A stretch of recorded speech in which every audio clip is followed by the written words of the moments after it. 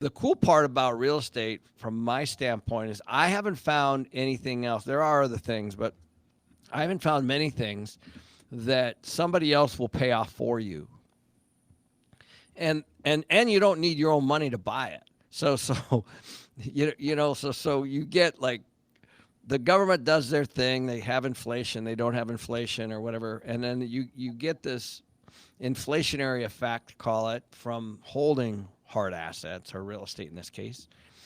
You get to finance it using OPM or other people's money. So that's a blessing. And real quickly on that, so if a bank is sitting on $1 billion of savings, that's a problem for them. That's an expense. The bank actually owes those customers $1 billion. The interest rate on their savings rate for $1 billion. So they lend it, and that's OPM. So the money that people ironically put into the bank becomes a liability for the bank until they lend it out.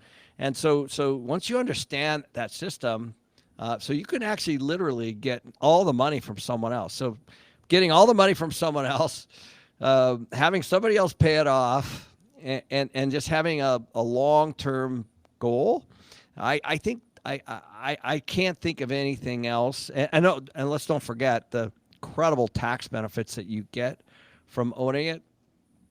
And of course, like a stock market, I don't know about you, Scott. I've had deals burn, I've had hurricanes, I've had hailstorms, all this stuff. But then my insurance company comes in and fixes it for me.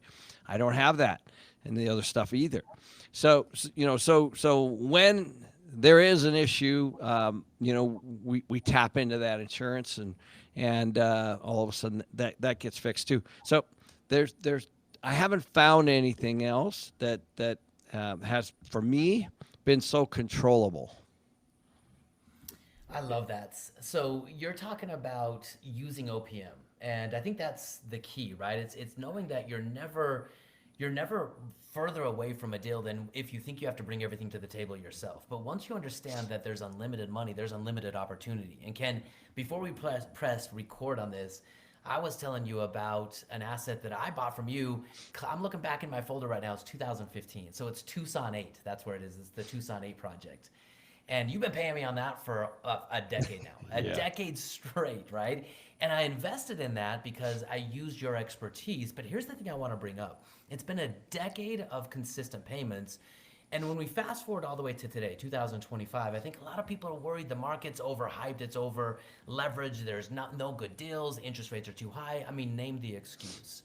How do you look at there's always access to money, but there's always access to opportunity, even when markets on the surface may not indicate that there are? So, how do you go below the surface to still find opportunities in the game of real estate? Well, that is definitely the hard part. It's this is not one of those situations where, okay, I have the money or now I'm ready. Like that still might not be the time, because there's a time to hit the brakes and there's a time to hit the gas.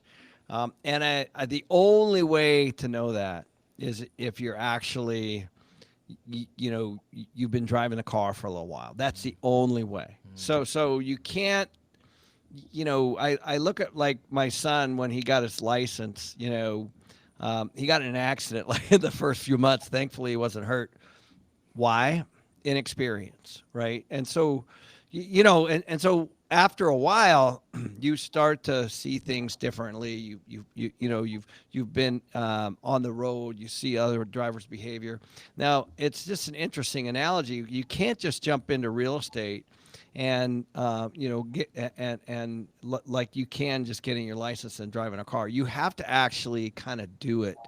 You have to buy one, then you buy two, then you have to understand tenant behavior. You can't read about it. You can't watch about it on YouTube. You have to sit down across from a bank and be on the side where they say no. You have to have a deal where you don't have the money and you need to figure it out. Even on that Tucson 8 deal back in 2015, I remember exactly what happened was the there was an 8 property deal that was coming out of what was called the housing authority, where the low income component was burning off in a year and a half, and so in order for us to get that deal, Ross and I had to put $1 million up hard, non-refundable, day one personally, and we did it. And that, that was 10 years ago. So you imagine, I was like, well, so obviously we dug into the 8 deals.